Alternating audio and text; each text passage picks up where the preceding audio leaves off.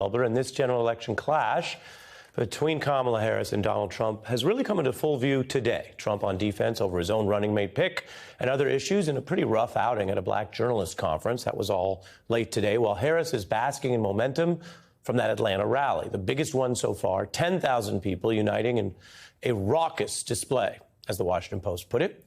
The vice president on offense as well, taunting Trump over running from his past vows to debate the Democratic nominee. Donald,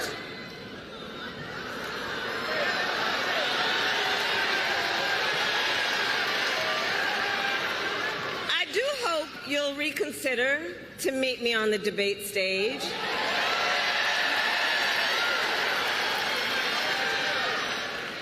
Because as the saying goes, if you've got something to say,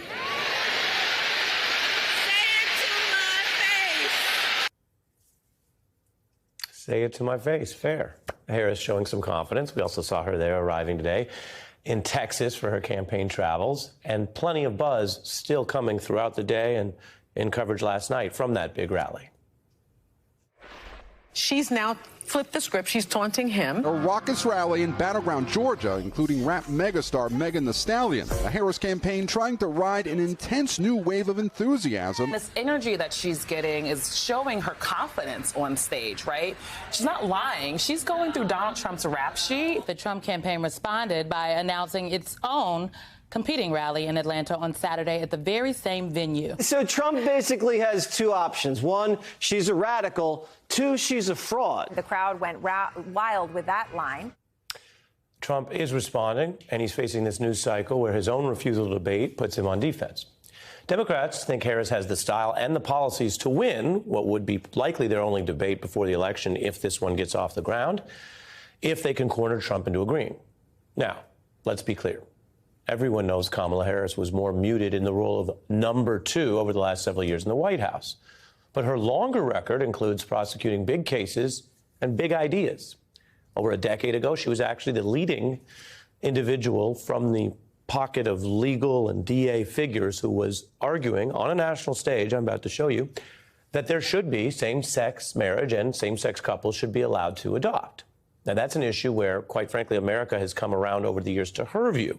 What I'm about to show you is from 2010. This was before even President Obama publicly backed same-sex marriage. I'm a career prosecutor. I specialized for a long time in child sexual assault and child abuse cases. I've created the first child abuse unit of my office. You have a loving, male or female. You have a child to give for adoption. Would you flip a coin or would you prefer the male-female? All of them are loving, kind, and good. I would never engage in that simplistic an assessment when you're talking about if you have you asked me a question and I answer, but why is that simplistic? I'm asking you. This because is a I would need to know more. I would need to know more. What else would you need? The largest single institution in adoption in Massachusetts history has been the Catholic Church, Catholic Charities.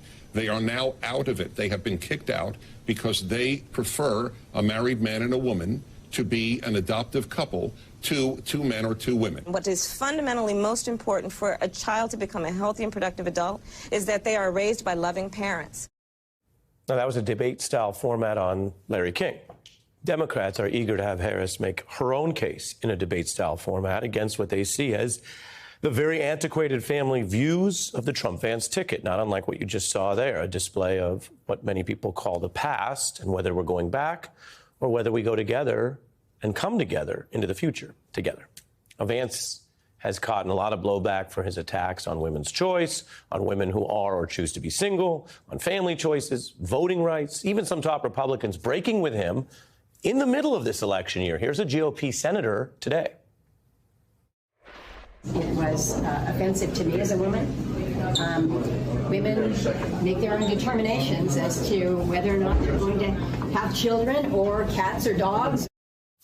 Or cats or dogs. Democrats practically giddy over how Biden originally picked Harris, which paved the way to him endorsing her on this glide path to the nomination, which is, again, a kind of a reverse symmetry to Republicans quite glum over their potential VP, their running mate choice. Another Republican conceding the problem, saying anonymously, well, It's too late, Senator Kramer, I should say, saying, well, it's too late to rethink it.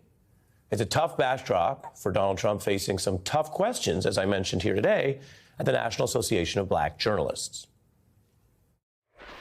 Did you know that he had these views about people who do not have children before you picked him to be your running mate? And do you agree with him? No, I know this.